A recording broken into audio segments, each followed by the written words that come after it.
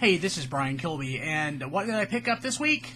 Generations Blurr, which he is, of course, the first toy that's a repaint of the Generations Drift mold. It's kind of interesting that we get a repaint, actually a remold of this toy so soon after release. But, here he is. He's actually, he's not bad at all. You know that we kind of gushed over Drift because the toy was somewhat of a revelation.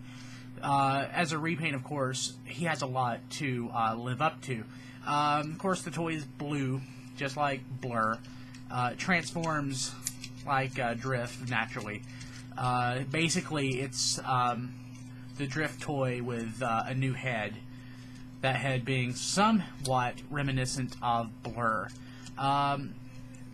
Being a repaint of Drift, like I said, it's a fantastic toy.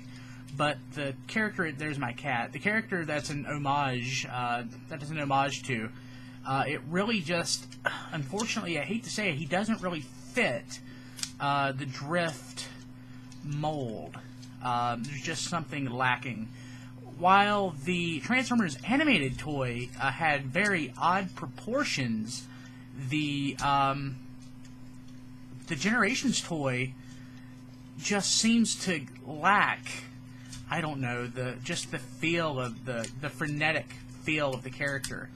He's just kind of, hey there, I'm a ninja, look at this, I can do ninja stuff. It's really just, to me, not really what Blur is as a character.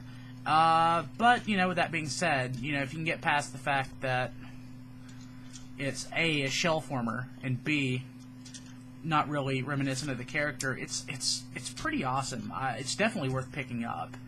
Let's see here. There it is. That's mostly transformed. That's my only real complaint with the mold, is it is basically a shell former. There are some worse examples of this. Basically go back to all of Beast Wars Neo or Robots in Disguise, and you have a ton of shell formers. Instead of having a giant sword, he has a giant gun, because apparently Hasbro doesn't do anything halfway these days. Instead of little machetes, he's got little guns that go in the sheath. It's a clever use or reuse of that feature. It's a really nice toy, but again, just lacking something. The original G1 Blur, of course, the original G1 Blur is kind of a fatty, so it's kind of hard to imagine him being so, ridiculously fast. But the sleek, really contoured mold that we got in Transformers Animated just fit the character so much better. It's a beautiful toy if you can get past the fact that, again, that it doesn't really scream Blur. Definitely worth picking up. As a repaint of a fantastic toy, you kind of have to get it.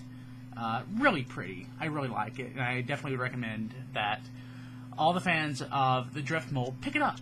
If you're a huge Blur fan, if you have like John Machida on speed dial, you may be just a little disappointed. But, there's only like 2 people out there that have John Machida on speed dial.